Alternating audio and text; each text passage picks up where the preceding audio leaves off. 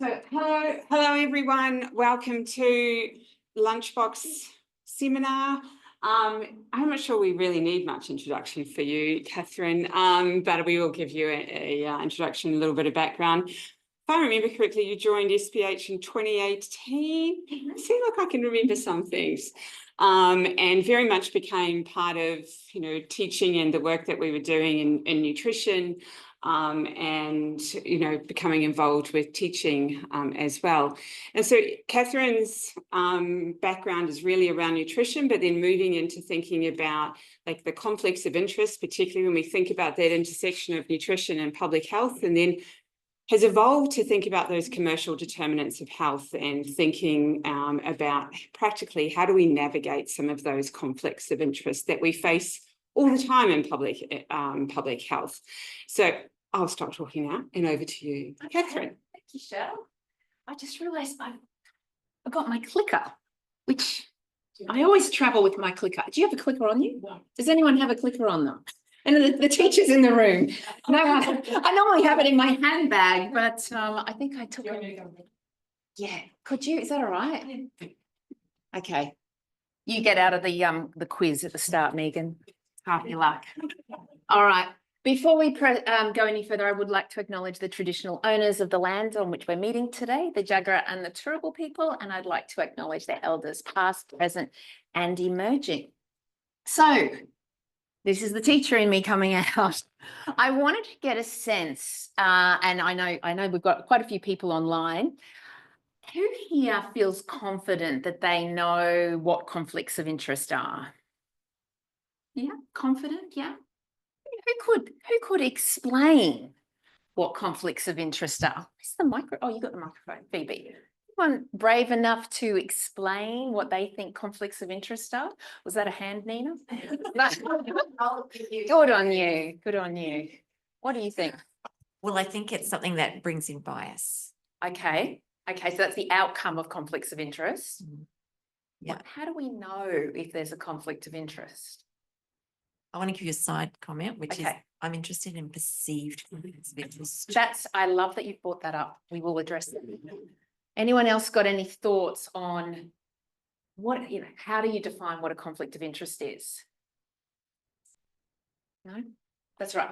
And to be honest, this is exactly why I do this research, because I think we all have a kind of a vibe, a gist of what conflicts of interest are, but it's really hard to know like the nitty-gritty, and this is what stuffs everyone up, particularly when you're in sectors such as ours in public health.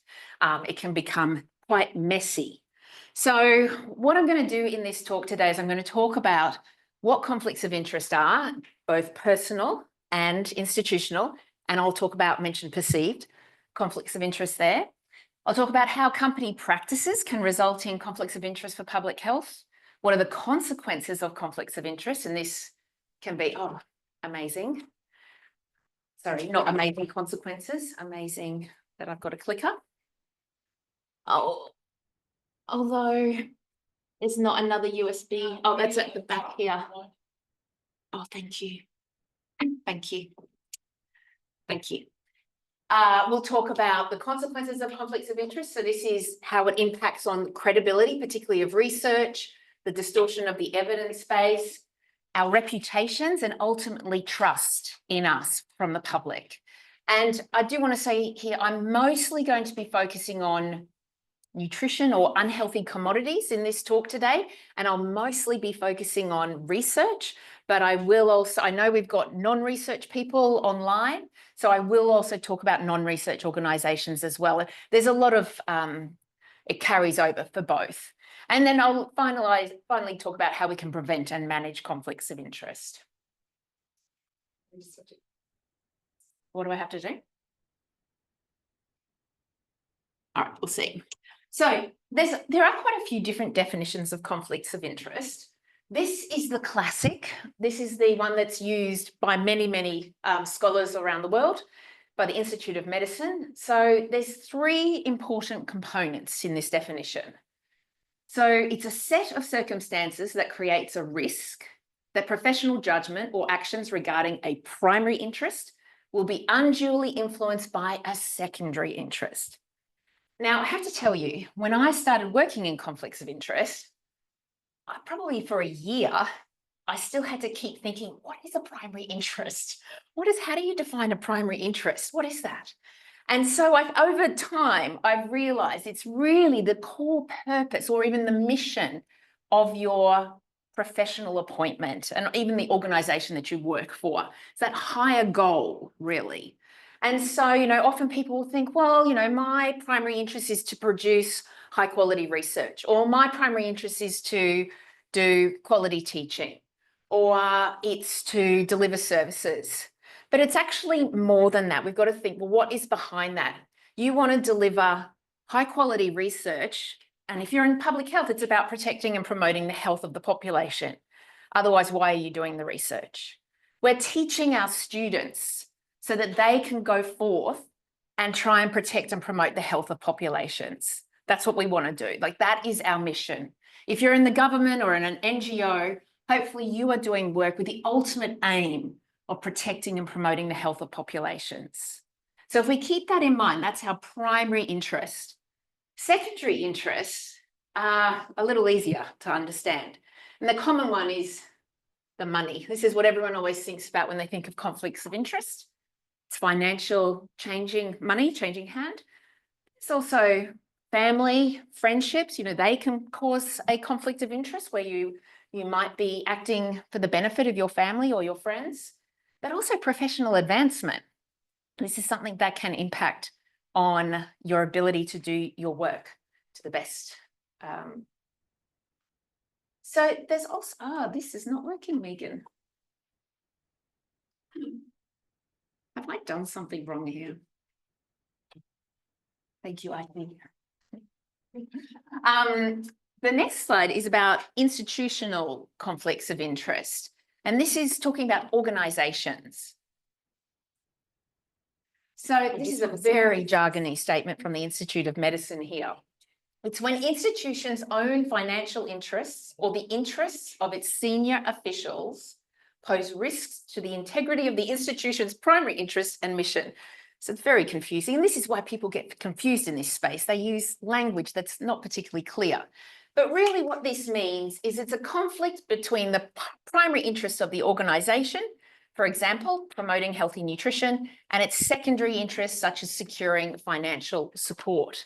Now, whichever one of, like, you might be an organisation and you think, actually, our primary interest is securing financial support. It's not, that's our number one interest, and that is totally fine.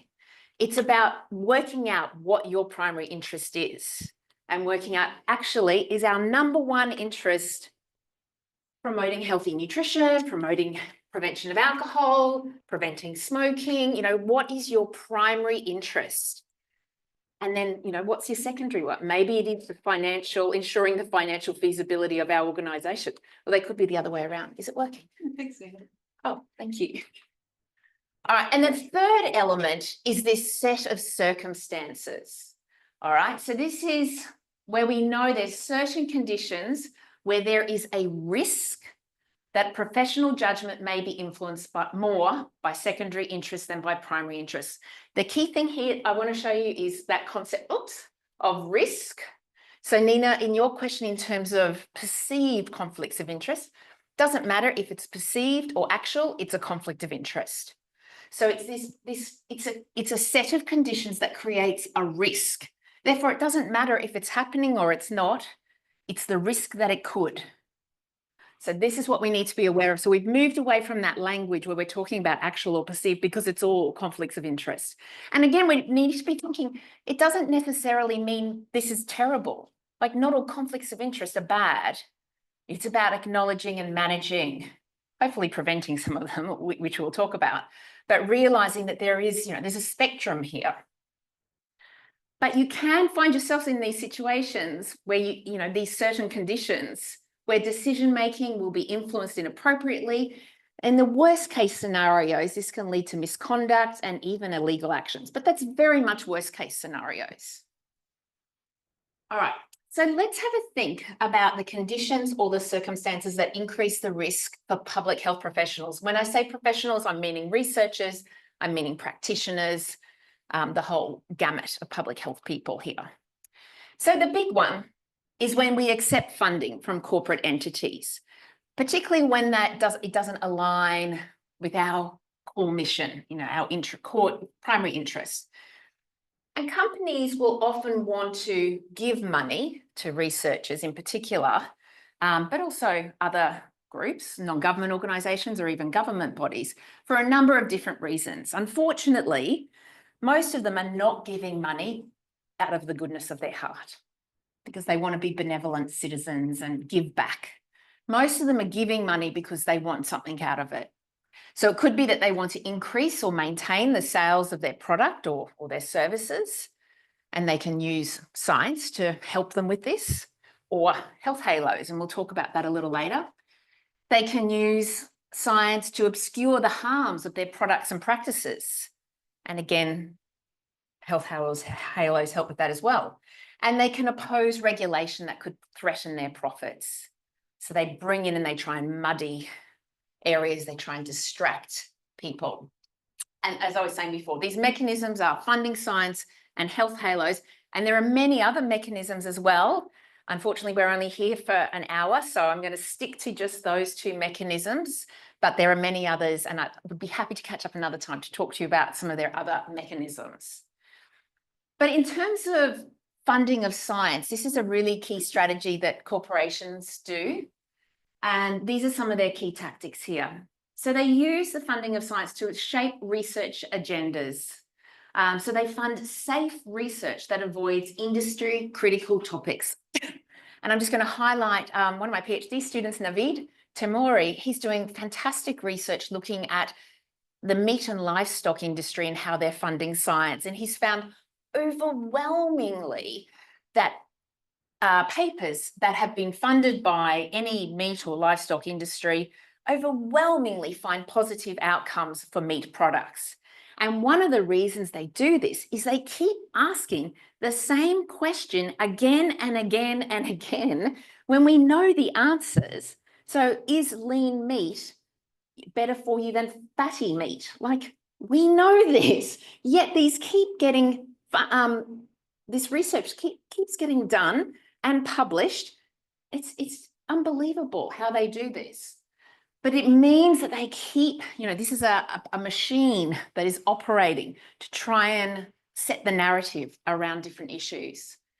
They can control and influence research design, the analysis, and the interpretation of data. So this is particularly when companies say, this is what we want you to look at, and this is the analysis process we want you to follow. So this is quite an overt way of influencing science.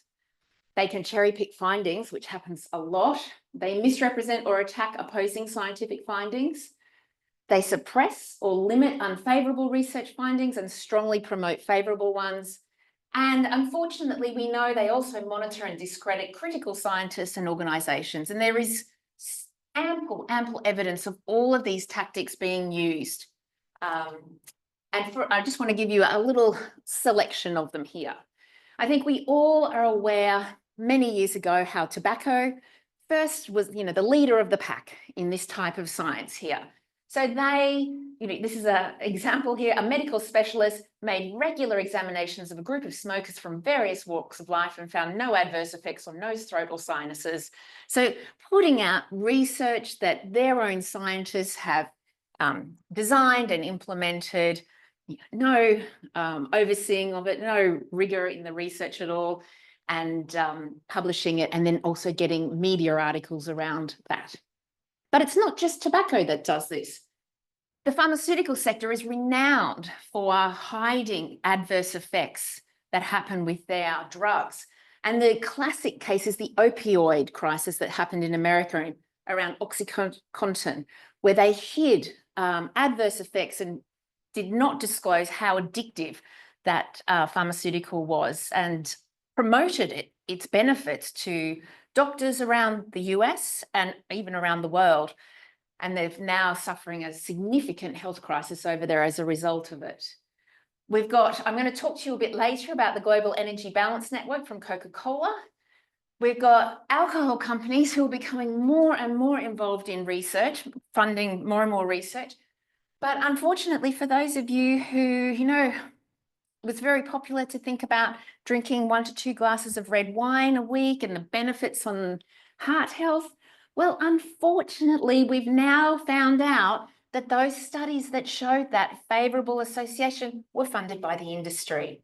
And any non-industry studies have found no association with drinking red wine and heart health. I'm really sorry to let you know that. And then also too in the pesticide sector as well, huge, you know, Monsanto's been involved in it. This is Syngenta. They sponsored sympathetic scientific papers and misled regulators about unfavourable research around the weed killers linked to Parkinson's disease. So this goes, it's constant. All the time we're finding out more and more and more studies are happening like this, or activities are happening like this. But I talk to a lot of scientists about this, and they all say, well, no, they don't all say to me. Some of them say to me, but I'm a scientist, this will not impact on me. If I'm getting industry funding, I keep it at arm's length. It doesn't impact on my activities. I'm objective and it's not going to impact me. But the unfortunate reality is that we know that when you give something to someone, they cannot but help feel more favourable towards you, the funder. It's an unconscious reaction that occurs in the back of our minds, an unconscious bias called reciprocity.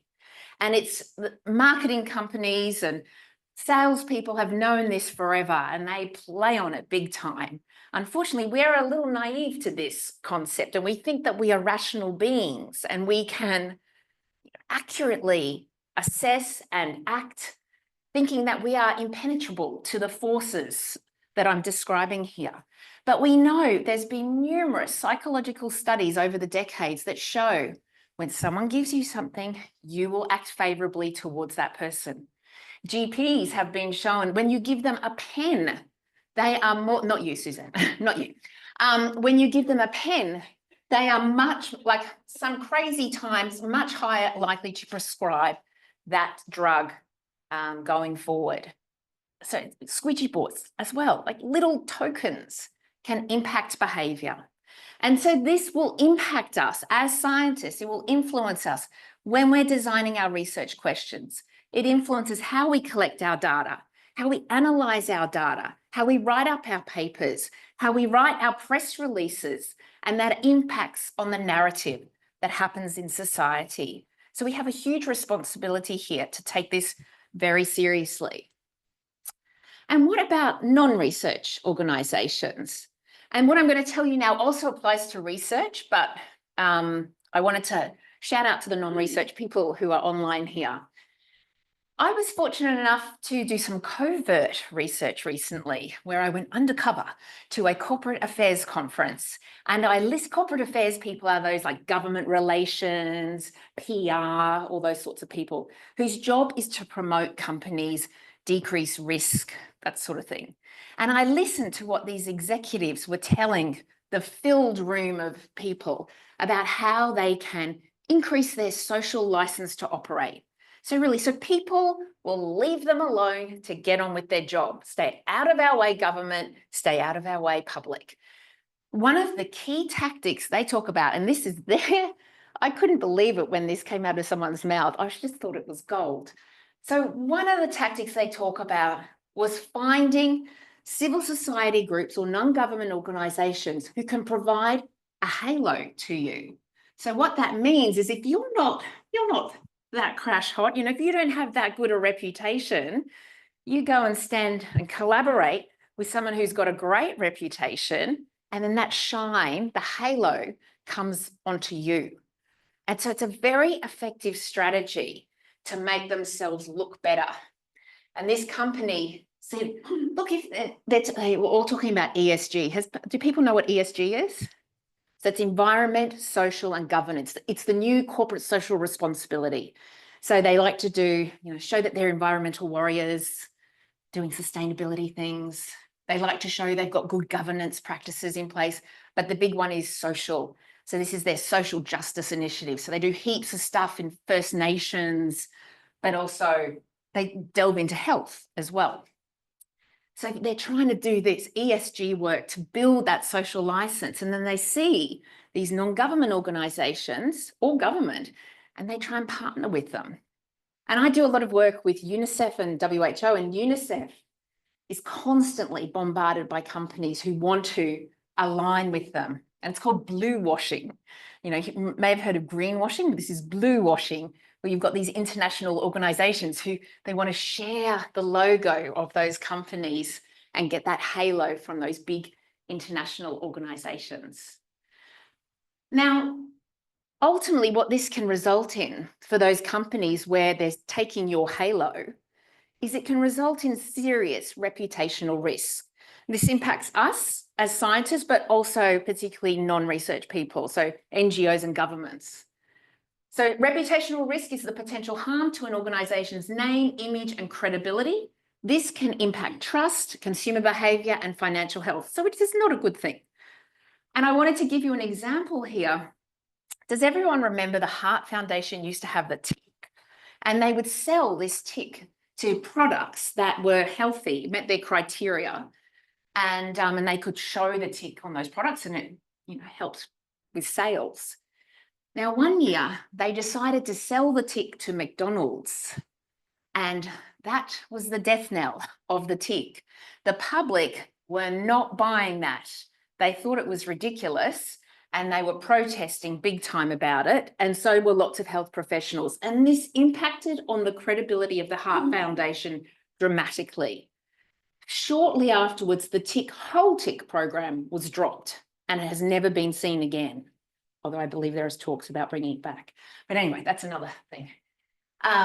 So this was a serious consequence of partnering with the wrong type of people. The other thing I wanted to share with you, some other research I've done, where this also can break trust with policymakers, is if part of your role is to try and influence policymakers, they need to perceive you as credible and trustworthy. Now, this, I just need to provide caveats with this. This was done a long time ago, this research. This was, the person was talking about, it's a very senior bureaucrat in Canberra, and they were talking about the Dietitians Association of Australia as they were known back then. Now, back then, it's not now, back then, the DAA, they used to partner with a lot of food industry, and the rhetoric was, well, we can do more good by partnering with them and we can work on the inside. But my goodness, it caused so much reputational damage to them, where the policy, the internal bureaucrats were just not believing anything that that organisation told them. Now, I do want to just say that organisation has changed dramatically since then. They've rebranded, then they're now Dietitians Australia. They have a strict policy about who they partner with, and they've really done a fantastic job in terms of building their credibility and trustworthiness now. And so now they're up on the top of the pedestal again, which is great, but it did take a while. That took time. So we know that there are, in terms of key documented risks, there is immediate reputational risk for individuals and organisations. There is also future reputational risk. We can't control what industry is going to do with our names or our data in the future. We don't know. There is also the misdirection of the research agenda, which creates a distortion of the evidence space, which can ultimately change the policy debate. Now, I want to give you a little example here of the Global Energy Balance Network. Has anyone heard of this network? Some of you have? Okay. So many years ago, there was a lot of heat coming in around sugar sweetened beverages, in terms of sugar was really toxic, and I mean, it still is now, but it was it had gone from everyone thinking fat was bad, and then they switched to sugar, saying sugar's the bad guy, sugar is poison, sugary drinks were really bad. And around that time, Coca-Cola had the genius idea to set up this network called the Global Energy Balance Network. Now, it was not clear that Coca-Cola had anything to do with it. There was no Coca-Cola logos. There was nothing to do with Coca-Cola on it unless you dug quite deeply. And they had the idea, what we'll do is we will send out lots of research money to get researchers around the world to investigate the role of physical activity in the prevention of obesity. So lots of researchers put their hand up and they said, yes, I'll take that. They took the money. They did their research, surprise, surprise, published papers that showed the role that physical activity could have in preventing obesity, developed press releases around this, sent the press releases out, the media starts covering this, and everyone starts talking about the role that physical activity has in preventing obesity. And guess what's left out of that conversation? It's the role of sugary sweetened beverages in obesity, which was extremely clever from Coca-Cola to do this. And they kept quiet on this the whole time as they're pouring the money out to fund more and more research. Then The Guardian in the UK and the BMJ uncovered that Coca-Cola was behind the Global Energy Balance Network. And they did this huge expose on it, publishing it, and they listed the names of every researcher who had taken money. It included a UQ researcher as well. So those people were publicly shamed in that. It was unpleasant for everyone involved, from a scientific point of view, because these findings that had come out, they played into the Coca-Cola's hands here in terms of distracting policymakers from the real issues here. I mean, I'm not saying, of course, physical activity has a role to play in obesity. We know that. But what we know more and more now is it's more about what we put in our mouths that makes a difference. And so this led to misinformed guidance. But ultimately, the worst thing that came out of this was the reduced trust in science. And we're seeing this happen more and more and more. The media love this stuff. They jump on it. And so this is damaging trust in science, damaging trust in research organizations. All right, so I've made you a little bit gloomy here. How can we decrease the risks of conflicts of interest to the lowest possible level? Because sometimes we do need to engage with the commercial sector. Some of our research does require this. So how do we know who is it okay to work with and who is not? And what type of interaction is okay and what is not? How can we work that out? For some companies, there is clearly a high risk from interacting with them. And hopefully you all realize this. These are high risk companies where if you're going to work with them, people are going to be saying stuff about your research. Like, these are high risk. But there are some companies where there is a lower risk of interaction. So for example, still some risk, but a lower risk. Primary producer farmers, particularly if they own their own company, they're producing fruit and vegetables, or, they're fishermen or something. There's a lower risk there with primary producer, individually owned companies. This picture here, this is a remote Aboriginal community store. And this is a store that's owned by the community. The profits from the store are put back into the community. They have a mission to try and increase the purchasing of healthier food. There's still a risk there, but it's a lower risk. This picture up here, this is a social enterprise cafe set up with the primary mission of providing employment for people with disabilities, so training them there. So again, the food's not particularly healthy, but the practice that's going on there, their purpose has, very good intentions, and it's individually owned. It's a social enterprise. So lower risk here, but still some risk. But there are companies and types of interaction where there is a lot of grey. And I'm particularly going to be talking about from a research perspective here now. So the fish and chips example here, my colleagues in Cambridge wanted to work with fish and chip shops because they wanted to test an initiative that would decrease salt consumption. So they needed to find fish and chip shops that would partner with them. They gave out salt shakers that had smaller holes, and they wanted to see if that decreased the amount of salt that the shop owners put on the fish and chips. So they partnered with 10 or 12 shops over in the UK for around that. So is that appropriate? Jamie Oliver, he, before the sugary drinks industry levy in the UK, he put his own tax on sugary drinks in his restaurants, which he was trying to lead the way there. Researchers contacted him and said, hey, can we analyse whether that's been effective or not? And he said, yeah, sure, here, have the data. They took the data and they analysed it. Is that okay? Many researchers like to do research in supermarkets. Now, supermarkets sell some healthy food. They also sell a lot of unhealthy food, including tobacco. Sometimes their practices may not be spot on. Is that okay? Marion Nestle here. Has anyone heard of Marion Nestle?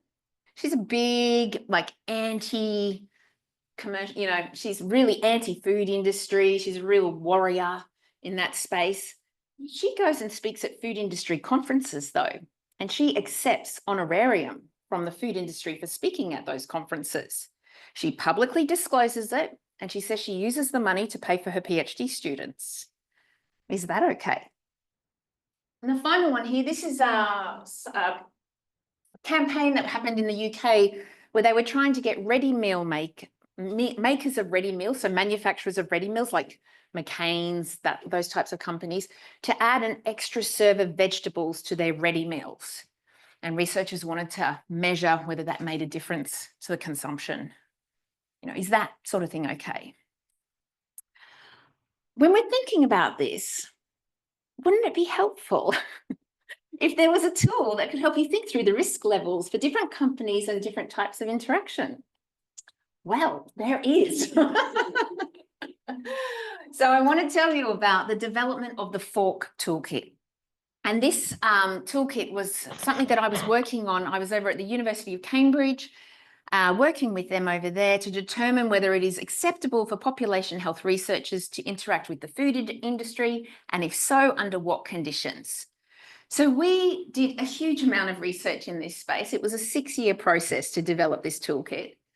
We started off with a systematic scoping review, looking at the principles of engaging with the private sector. If you're in research, what are some safe principles to engage with the private sector?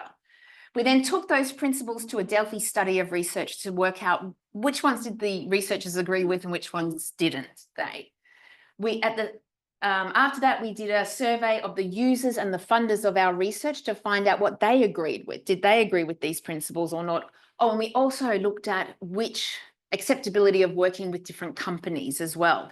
Who did people agree with were okay and who were not, and what types of interaction with those companies was okay and what was not. Then we took all of that and analysed and synthesised it all, and we took it to an international consensus building workshop, which was over several days. And we invited people from low and middle and high income countries to the meeting. We invited people who had taken food industry money before, who currently took food industry money, but mostly it was people who hadn't taken food industry money. We all came together and tried to work out, well, what would be helpful for you? Because in all of this process along the way, I kept getting asked, I just want someone to tell me who I'm okay to work with and who I can't. Can you just tell me that? Because all of the information to date with just those vague statements, about ensure your goals are aligned. And, it was very hard for people to know who was okay and who was not. So we thought, all right, we can't be saying this group is okay and this group is not. Like, we're not some international arbitrator. But what we can do is develop some thinking tools to help people think through this process and provide you with a risk measure at the end. So we developed this toolkit, we piloted the toolkit extensively, refined, and then we finally launched the toolkit. Well, they're just some papers that came out. So this is the toolkit here, which doesn't look like a toolkit, it's a paper. So this was published in the BMJ, which was very exciting. And then the supplementary material to this is the toolkit. So if you go to this paper and you look at the supplementary file, number 1 is the toolkit. Supplementary file number 2 is the evidence behind the different elements of the toolkit. A really important starting point here is this flow chart, which will we encourage people to access the toolkit at the very start of the research process, before you're even thinking about, or when you're just starting to think about engaging with the commercial sector. So, and so there's 5 different tools. So if you're starting here right at the start, we always recommend you do the risk assessment first. So previous guidance had talked about doing a risk benefit analysis, and we think that's a very dangerous way to approach engaging with the commercial sector, because if you do a risk benefit analysis, you can bet your bottom dollar you're going to find the benefit comes out on top. So we want you to start with a risk assessment and do a true risk assessment of a company before you move on to the risk benefit analysis. Then if you decide to proceed after that, there's a negotiating interaction tool, research governance and integrity tool, and communicating findings and best practice in all of those. So the basis for the risk assessment is really looking at the products that a company makes and the practices that a company undertakes. And we're thinking constantly about, are either of these in conflict with the goals of public health? So that is promoting and protecting the health of the population. So constantly thinking about that. So this is our extremely high-tech a risk assessment tool. It's just literally a formatted Word document. We did think the BMJ might make it look fancier, but they didn't. Just used our Word document here. So anyway, this is the first page. And you can see in the risk assessment, part 1 is you're looking at the company, the assessment of the company. So looking at background checks here. And this is the very high risk one. You know, are they breaking the law? Are they breaking international codes here? Then it's, if yes, very high risk. And we recommend do not proceed if that is the case. But then, you know, they can still be involved in alcohol or gambling. This is just high risk here. But you can see there's different levels of risk based on, are the products killing people directly if you use them as prescribed? Are they breaking international laws type thing? Very high risk here. And it goes through various elements of the risk assessment. The next part here is the type of interaction. So you can see different levels of risk have been ascribed to different types of interaction. So dialogue versus conducting research within or with an organisation, and then accepting a prize and or sponsorship. So we're really trying to get down to that nitty-gritty aspects of engaging with companies. So then you take those 2 elements and that forms your overall risk assessment here. And we've recommended if you get medium or low, you can move forward to the risk benefit tool. But if you're high, we recommend do not proceed. But of course, who are we to stop you? We are not anyone. And of course you can proceed. But we would recommend, you know, following the other tools as well. So this is the risk and benefit assessment. There's 2 pages of this. And so I'll let you have a look at that in your own time. So what if you've decided to proceed with engaging with a company and you think, right, I really want to try and manage the conflicts of interest. Okay, so of course, the easiest way of doing that is to not engage in the first place. But if you've decided to engage, what can you do?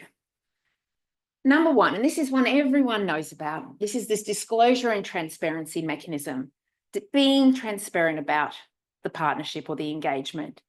Now, this is absolutely essential, but it is certainly not all that is required. And in fact, we know when scientists at conferences disclose an industry conflict, the audience members are actually more likely to believe what they're saying because they think they've been vulnerable in disclosing that information, and they're more likely to trust the information that comes out of them compared to someone who doesn't disclose an industry relationship. Our brains are funny things, aren't they? The way they work. So that's what disclosure, of course. I think everyone's very aware of that one. The next one, refusal of gifts. So this is, if you can avoid money, that's a really good thing. Okay, please try and avoid money from the corporate sector if you can. I know some people will not be able to conduct any research at all. This is particularly an issue in low and middle income countries where they have no other sources of funding. And so it's a really hard one. But also to think about refusing gifts. So companies like to maybe invite you to a lunch or a dinner, pay for your conference registration. So try and avoid these things because it is a conflict of interest. Balanced representation. Now, this applies to things like research committees, advisory committees, patient committees. So anywhere where you've got any group that are providing advice. One recommendation, and I actually don't, anyway, I'll tell you about that, is that you have equal representation. So if you've got 4 industry people, you need to have 4 consumers or health professionals. So it's balanced. You don't have any outweighing. The problem is, though, if any of you have ever dealt with the commercial sector, you'll know they are so smooth. They are such good communicators, like they're next level. And so when they're in a room, they will project themselves in a way where we just like sit back in awe and think that's good stuff coming out of there. And they can end up again manipulating the narrative in that meeting. Again, if you're aware of this, you'll be much more immune to their charms. But for many people, it can be very easy to fall into that, wow, that sounds very impressive. I totally believe what they're saying. So just be careful with this one. The 4th one is recusal or non-participation. We're very familiar with this in research. This is where if you identify you've worked with someone before in research grants, you've published with someone, you can't assess their grant, you can't assess, the thesis. So we're really familiar with this one. But again, in meetings, maybe for our NGO partners online, government people online, this is a great one to think, right, we've got all these partners in the meeting, we're coming up to an agenda item where that partner clearly has a conflict of interest. We're going to ask them to step out of the room for that item.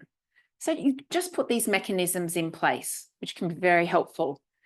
But ultimately, the most important thing is before you've had this interaction, is to develop a systematic process for engagement or disengagement with stakeholders who have a conflict of interest. And I'm going to give a shout out now to Megan Ferguson, who has got a fantastic process in place for her research, because Megan interacts with these remote community retail stores, and she has a brilliant process that is effortlessly now, with a few teething problems at the start, but effortlessly implemented now and has resulted in, I think, a really great process to try and ensure conflicts of interest are identified in the first place and then managed. All right, let's quickly talk about I did want to say, lots of resources are available. WHO is really into this.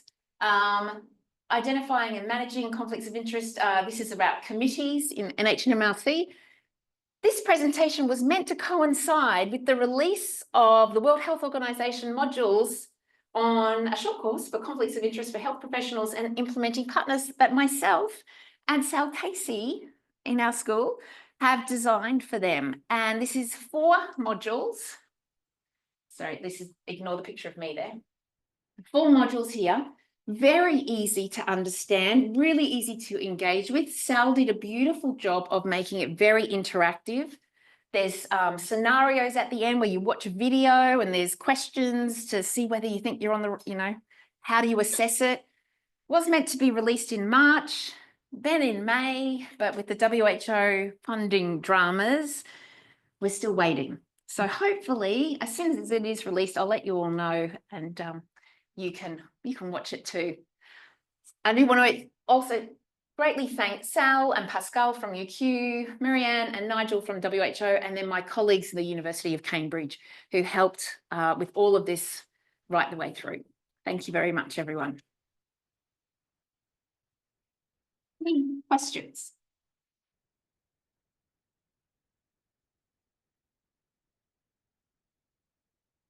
Yes, Susan. More than anything. So you talked about how some government minister said, I'm not going to talk to the TEDx Yeah. Association or whatever it was, Yeah. because they're all liars Yeah. and fiends. How does it fit in with the fact that they see lobbyists all Okay. the time, don't they? But they see them, it's whether they believe them. So there's the difference Mhm. between, so, you know, government ministers and bureaucrats will see lots of people. They don't tend to say no to meetings. They'll see them. It's whether they believe them. So if you saw in that quote, that person was saying they're not to be trusted. So they listen, but then they go, that is rubbish. But clearly it's believed, because we know there's so much influence of Yeah. the food Yeah. industry and the fuel industry and every other bloody industry. in And government. this person was a civil servant, like a government bureaucrat too. So I agree. I think politicians are, it's conflict of interest galore with politicians. So it is troubling. No one. My question is a bit more of a particular. Oh, Kate has got a question. It's a research question, but it's that thing around one of the secondary interests about being professional advancement. Yeah. And I always find that a little bit tricky because, of course, that's part of the academic model. We're hoping that work does create that. I mean, the really great thing is we can now talk about impact of work, in policy and practice. So I think that means that we're both heading towards the same goals, but mostly a lot of partners don't often care about the publications and things like that are important to us. So just any thoughts on that? But Kate does have a question. So what was your main concern with that? Well, just how we are prioritizing the public health over that advancement. Right. Right. Or putting it the other way, like you're having to run those two things in parallel. Career advancement. Yeah. I mean, and is it career advancement or is it an expectation of your job? So I think there's one thing where you're churning out a salami factory of papers, which is about career advancement. And then there's, like what you do, or not. Or is there, you're trying to work on it. It's a good paper. It's good research. And as part of your role, you're expected to publish. So I don't think that's, Kate. Hi, Catherine. Can you hear me? I can hear you. Can you just speak up a little louder? Oh, yes, Oh, no, I that's can. good. That's good. Thanks for a great presentation, of course. My question is about how you've been, I guess, addressing these issues in your teaching. So you mentioned one of your fabulous PhD students. How does this messaging go down with your undergrad or postgrad students? What's been their take on it all? Thanks for that question, Kate. I always try and ensure I talk about conflicts of interest, whether it's at the undergrad level or the postgrad level. So I do guest lectures for our undergrads at Foundations of Public Health, and then I also do it to the nutrition students in third year as well. So they're undergrads, and I specifically talk about this because I think they need to know going forward the potential risks, like the world is their oyster. They've got so many opportunities. And I remember when I qualified as a dietitian and I went along to the dietitians conference and there was like food industry galore. And I thought I was in like a holiday park and I was just like grabbing all the free samples, and it was amazing. And I got funded by a diabetes drug company to go up to Cairns for a 5-star holiday, to go to a diabetes conference. I had no clue that this was an issue. Clue at all. I just thought it was awesome. And so I make sure I really specifically talk to the undergrads about this, but then I also bring it into postgrad work so I teach health policy. And so of course we talk about this in health policy. And then we've been talking about, my course this semester is around public health advocacy. And interestingly enough, Kate, I am talking about ethics and advocacy on this Friday. So we'll be talking about that. It's less so in the advocacy space, but we definitely talk about it in the policy space. And everyone is very receptive, actually, and so far, that has spoken to me. Shell.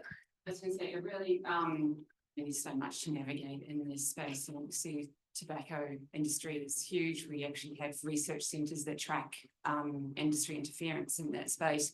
But one of the things that I, when you're putting together quotes and things for writing grants, and you might need a website designer, or you might need someone, that is actually one of the tricky things to navigate, because you've got to go, well, what other work are they doing?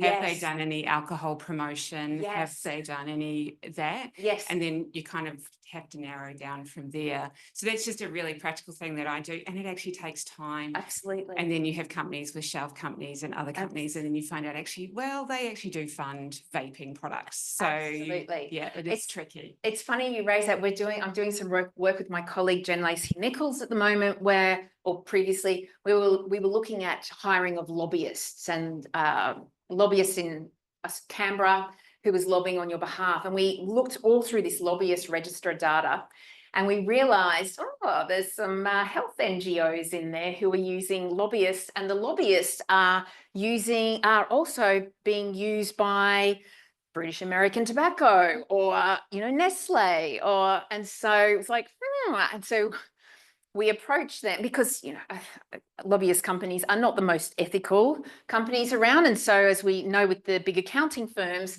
we think, who's to say that they're not sharing that information, what they're learning from the NGOs, how they could be sharing it with the food organisations. And so we approached those companies and said, have you looked into this? And half of them hadn't. Half of them had no idea. The other half said, yes, we made an executive decision to. So it's definitely, there's a spider web. Spider web. Yeah. Oh, yes. There are questions?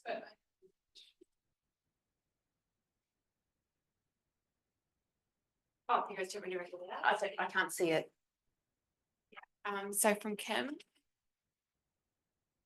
She said, thank you, Katherine. A great presentation, and it's amazing, important work. I'm all behind this. I have a question around the challenges around the pressure around researchers, especially the industry engagement for grant and the race for fundings and promotion, of course. Yeah, and this is something, so the reason that I got the job in Cambridge in the first place is that Professor Martin White, who was my boss, he was sick of having to tell his university business people who kept coming to him saying, Mars want to come and work with you and give you all this money. Yeah, Coca-Cola want to come and work with you and give you all this money. And he was like, no. And they were like, why? This is a great opportunity. And he felt like he didn't have like solid evidence to present back to them to say, this is why. So that he started this research. And, but it's this very thing where there's an expectation now, and it's lauded if we have collaborations with industry. But for people in public health, this can be very much a direct conflict. We're very fortunate, I think, that we can reframe this. And I use the term industry when I'm talking about NGO partners. So I think that in a way could be a solution now where you can show I'm still working with industry, but there are government or NGO partners and not the commercial sector. But I agree, Kim, it's really, really challenging, that space. Thank you. And I think it's really interesting that you said that your boss is sick of that, had to answer, and then he just make a research to support that. I think it's awesome. Sorry, was there a question? No. Okay. All right. Was that Amira? Yeah. Was that a comment? Thank you so much. I'm originally from Indonesia, and I work in research, cancer research, and doing genomic study is really difficult in Indonesia because of the high costs. But recently, we have this one NGO who can fund genomic studies in like as many samples as possible. So we in my university, we rely a lot on the legal team to review the contracts and everything. Everything seems too good to be true. And at the same time, the legal cannot cannot really see any red flags. But because it's a genomic study, we kind of worry about the future implication. And I wonder if you have any insights on this, because right now there is a, I don't know, like a discussion every 2 weeks or something, whether we need to go ahead with this study, because otherwise we will not be able to fund it. Thank you. No, that's a fantastic question. And I think I can't give you any specific guidance on that, but what I can say is that legal teams and also even the ethics teams or integrity branches within a university are not often looking for these sorts of conflicts of interest. They look at the very sort of base level conflicts of interest. What we found is, unfortunately, you have to do your own research in this space, and you've got to really be leading this assessment, because you can't rely on legal. I mean, legal need to be involved 100%, but you can't rely on them or your ethics/integrity team at the university to do this work for you. I'm sorry. But I feel your pain on it. Sorry.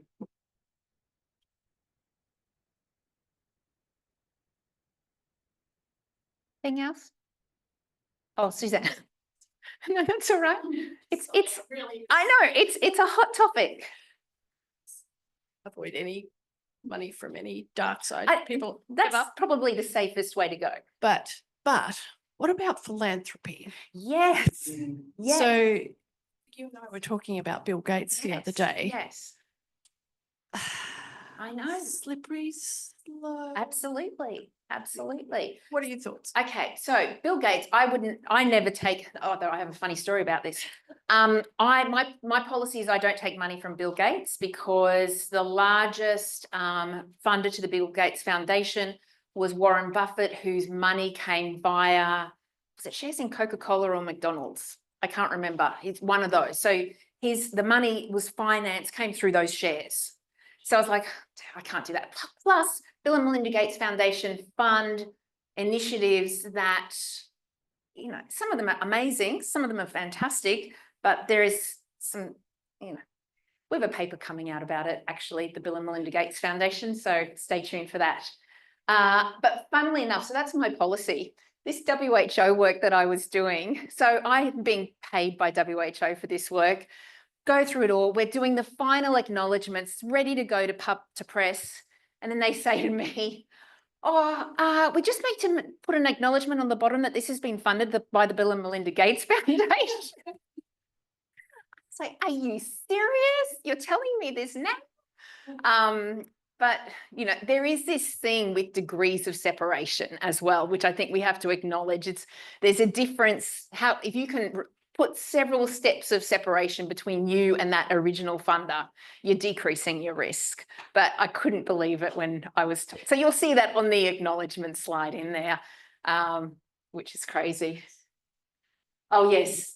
And Neve, that's similar to what you're saying there with the philanthropic arms. It is a common way. I mean, it's a tax strategy for them, but it's a way of also getting halos. I realise the time is at 2, so we should probably call it. Thank you, everyone, and thank you so much for your engagement. That was great.